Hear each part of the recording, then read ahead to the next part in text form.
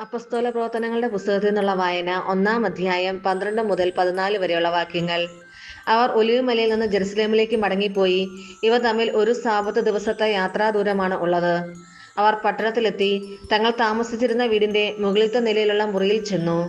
അവർ പത്രോസ്, യോഹന്നാൻ, യാക്കോബ്, അന്ത്രയോസ്, Peelipose, Thomas, Bartolomeu, Mathai, ഹൽപ്പയുടെ പുത്രനായ യാക്കോബ്, തീവ്രവാദിയായ ശിമയോൻ, യാക്കോബിന്റെ പുത്രനായ യൂദാസ് എന്നിവരായിരുന്നു.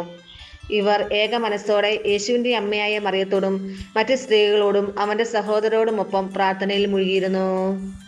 നമ്മുടെ കർത്താവായ മിശിഹായ്ക്ക് സ്തുതി.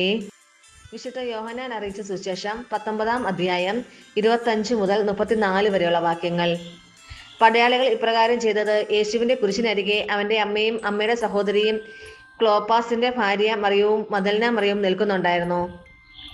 യേശു തന്റെ അമ്മയും താൻ സ്നേഹിച്ച ശിഷ്യനും അടുത്ത് നിൽക്കുന്നത് കണ്ട് അമ്മയോട് പറഞ്ഞു, സ്ത്രീയെ, ഇതാ നിന്റെ മകൻ. അനന്തരം അവൻ ആ ശിഷ്യനോട് പറഞ്ഞു, ഇതാ നിന്റെ അമ്മ. അപ്പോൾ മുതൽ ആ ശിഷ്യൻ അവളെ സ്വന്തം ഭവനത്തിൽ സ്വീകരിച്ചു. അനന്തരം എല്ലാം നിറവേറ്റി കഴിഞ്ഞുവെന്ന് അറിഞ്ഞ് തിരുവെഴുത്ത് പൂർത്തിയാകാൻ വേണ്ടി യേശു പറഞ്ഞു, എനിക്ക് ദാഹിക്കുന്നു. ഒരു പാത്രം നിറയെ വിനാഗിരി അവിടെ ഉണ്ടായിരുന്നു. അവർ വിനാഗിരിയിൽ കുതിർത്ത ഒരു നീർപ്പഞ്ഞി ഹീസോപ്പ് ചെടിയുടെ തണ്ടിൽ വെച്ച് അവന്റെ ചുണ്ടോടടുപ്പിച്ചു. യേശു വിനാഗിരി സ്വീകരിച്ചിട്ട് പറഞ്ഞു, എല്ലാം പൂർത്തിയായിരിക്കുന്നു. അവൻ തല ചായ്ച്ച് ആത്മാവിനെ സമർപ്പിച്ചു. അത് സാബത്തിനുള്ള ഒരുക്കത്തിന്റെ ദിവസമായിരുന്നു. ആ സാബത്ത് ഒരു വലിയ ദിവസമായിരുന്നു.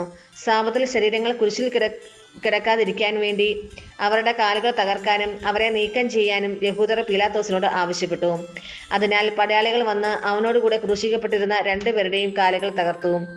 അവർ യേശുവിനെ സമീപിച്ചപ്പോൾ അവൻ മരിച്ചു കഴിഞ്ഞു എന്ന് കാണുകയാൽ അവന്റെ കാലുകൾ തകർത്തില്ല.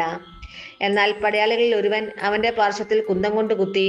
ഉടനെ അതിൽ നിന്ന് രക്തവും വെള്ളവും പുറപ്പെട്ടു. നമ്മുടെ കർത്താവായ മിശിഹായ്ക്ക് സ്തുതി.